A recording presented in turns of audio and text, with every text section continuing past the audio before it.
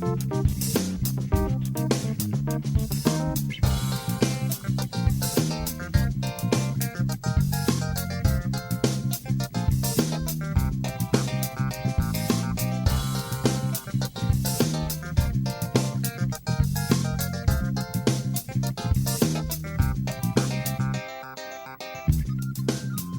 to a TV Dude special event. If this was the 70s, there'd be a little rolling, multicolored logo. Right. Yeah, some kind of tones. I have just heavily dated myself, by the way. But we are going to be talking about the Shudder original movie, Scare Me, which comes out on October 1st on Shudder, which we are now all subscribers, and turns out there's a lot of great stuff on there. Yeah. And... Les, we got an early look at this, and we managed to all take a look. And Les has an interview with the creator of this. Yes, writer, director, and star Josh Rubin. I think we can probably also put him down as producer, considering he cashed out his 401k for this. We talk about that and a lot of other stuff, where the money went, where the choices were made, workshopping this kind of meta horror. Yeah. So this was pitched to me by Les as there's a horror movie on Shudder that stars Aya Cash, and I'm like, I'm in. I believe I mentioned that in the interview with Josh, where I say, well, my co-host is going to watch it just because it has Aya Cash in it. Yeah, that's absolutely 100% true. And here's the thing. She's great in it, as she's great in everything. Like, she's a different character, but this is of a piece with her work as Gretchen or Stormfront. It feels... Aya Cash has certain things she does, and she does it very well. Leaning into her strengths. Yeah. I kind of like that she was a little more likable than those two characters. She was. Right? Yeah. But I'll tell you the surprise for me, because I have not seen as much college humor, I think, as Kyle was referencing earlier, was Josh Rubin's. He is great here. Yeah. Mm-hmm. I mean, it's definitely his writing. I mean, this thing could have been a play, but like, it's definitely, he wrote these lines. But also, yeah, he's great. The line he walks between sad sack and maybe dangerous is really great. So yeah, I don't want to spoil this just yet. We are going to spoil it in the course of this review, but I want to give a clear spoiler warning, because in watching this, I had no idea what to expect other than, hey, it's a horror movie with Aya Cash in it. And I'm so happy to have gone in with that expectation that I would love to give that to everybody else. Yes. Like, if you were going to watch this, and I think all three of us would recommend you watch it, stop listening to this right now. We could probably chat a pinch more about this before we get into the spoiler territory. Yes, but I mean, like, what I'm saying is, right now, all you know is that this was written, directed, and starring Josh Rubin and Aya Cash. Chris Redd is also in it, and he is... God, he's great. So he's great. Don't know anything else. Turn this podcast off, go watch it, and then come back. Because honestly, I had a great time watching this knowing nothing about it. Yeah. And now we're going to go on an increasingly, depending on your definition of spoilers, more and more spoilers as we talk. So Kyle, what's the first tidbit you would throw out to somebody if you're trying to get them to watch this? Well, technically a spoiler. The first scene, Josh Rubin. Yeah. He is kind of playing it a little sarcastic. He's like in the car with this Uber driver. Yes. And it's very familiar. It's something that if you haven't been in that situation, you've had a friend tell you a story about this. But it almost, I was like, where is this going? Yeah. Like, and what's funny is when they pick back up with that joke, like, that is some of the the harder laughs I got out of this whole movie. I love that opener because I'm thinking, oh, here's this very successful guy.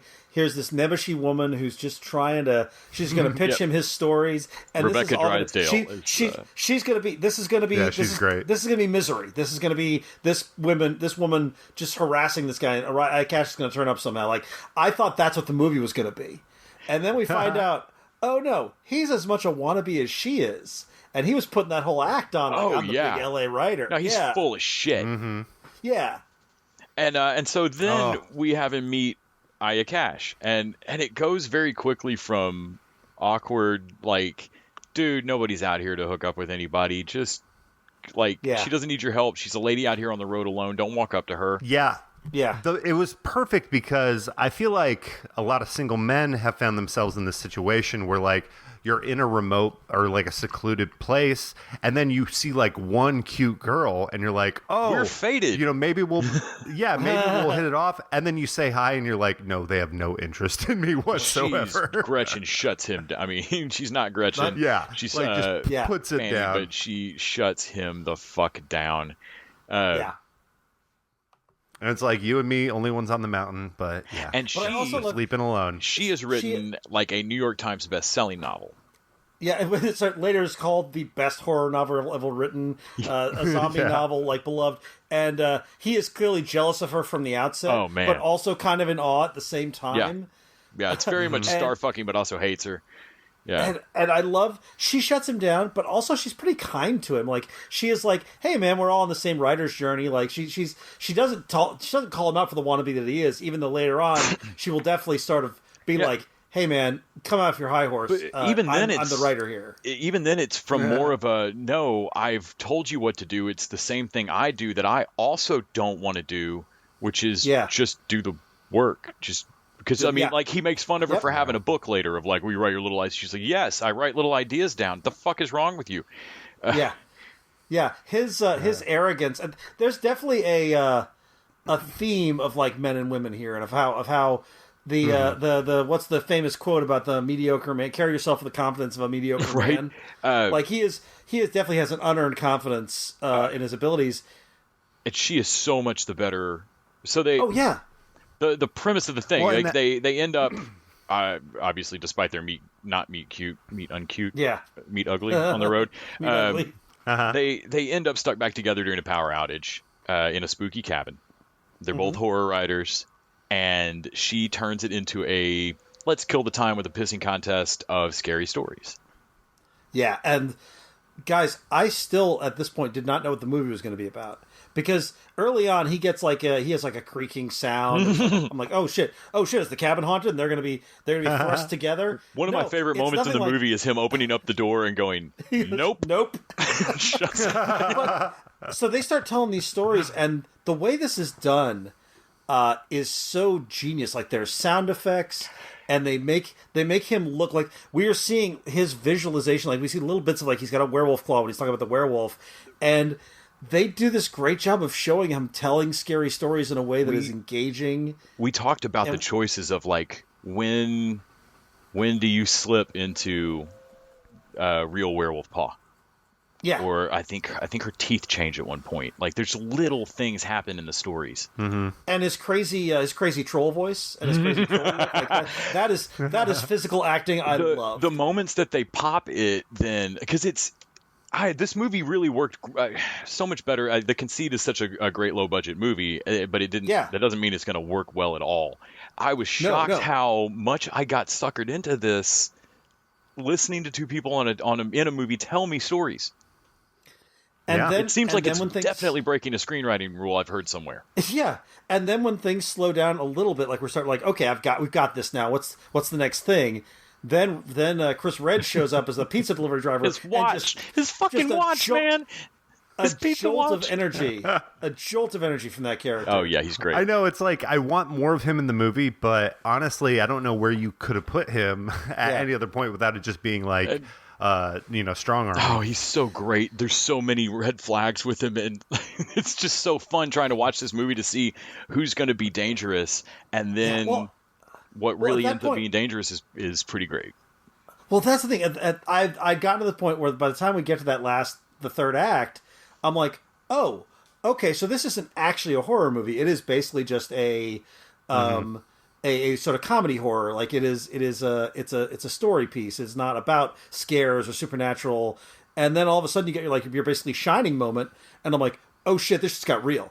And being able to turn the tone on a dime like that is impressive. Like, you have made me love both these characters. You've made me see them as like friendly with each other, and to turn it into that was really impressive. They disarmed you, and they did it brilliantly. Yeah. It's like the perfect amount of time, because I feel like had you done it any sooner, like had you done it before Chris Redd got there, you'd have been like, oh, I guessed it, or I knew something like this was coming. But really, like, by the time Chris Redd gets there, you just buy in, like, oh, it's a comedy. I like these characters. I want to see what happens. We're all a little drunk. We don't next. like each other. We're going to go home, though.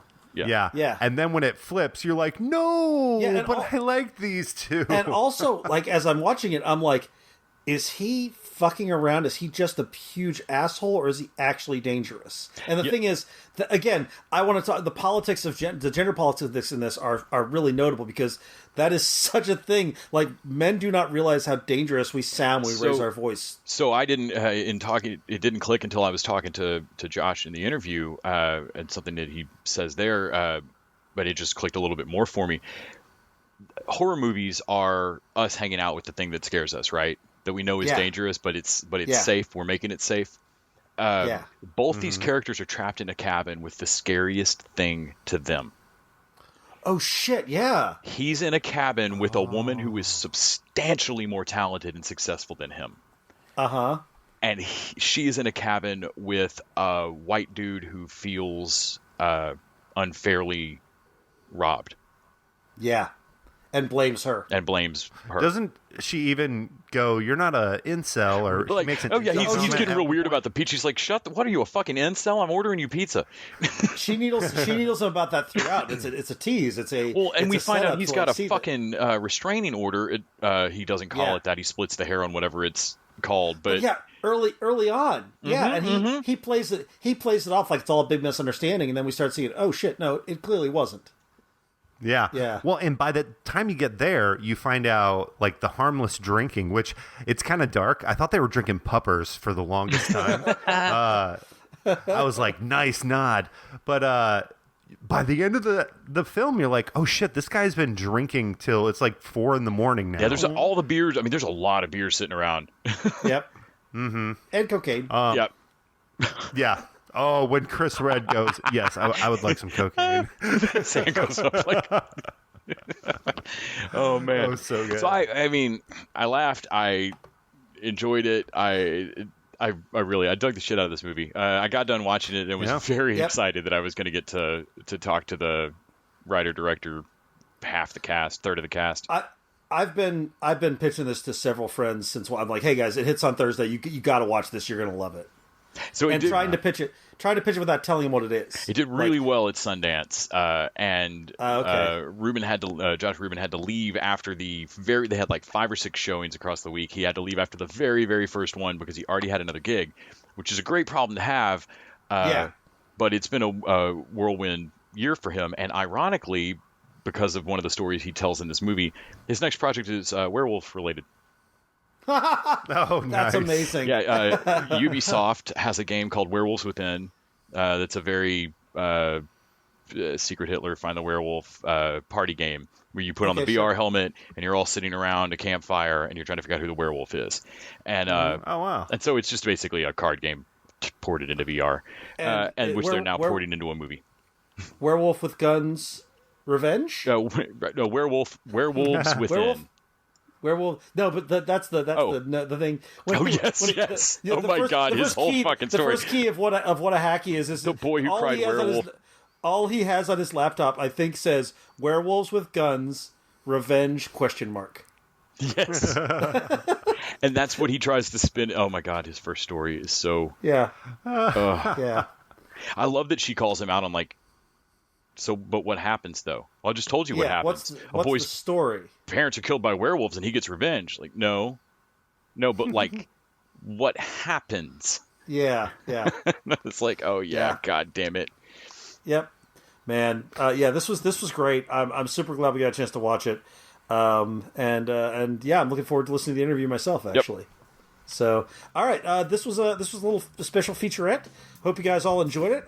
Go and if you have Shudder, go watch Scare Me. And if you don't, get Shudder and watch Scare Me. Yeah, Shudder's good. Yeah. Until next time. TV Dudes out.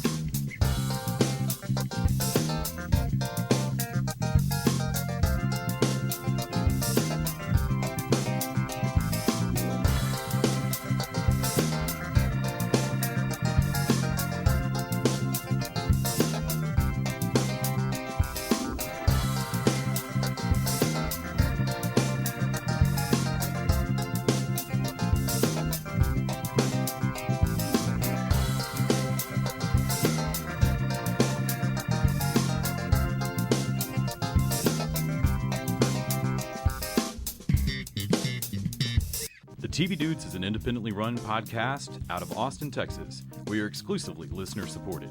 If you'd like to help us out, go to patreon.com/tvdudes. You can also find us on Facebook, Twitter, and Instagram at TV Dudes. All the music for our show is done by our friend and original TV Dude, Gregory J. Amani Smith. To find out more about us, go to thetvdudes.com. I'm Randy Lander. I'm Les Weiler. And I'm Kyle Scott. Thanks for listening.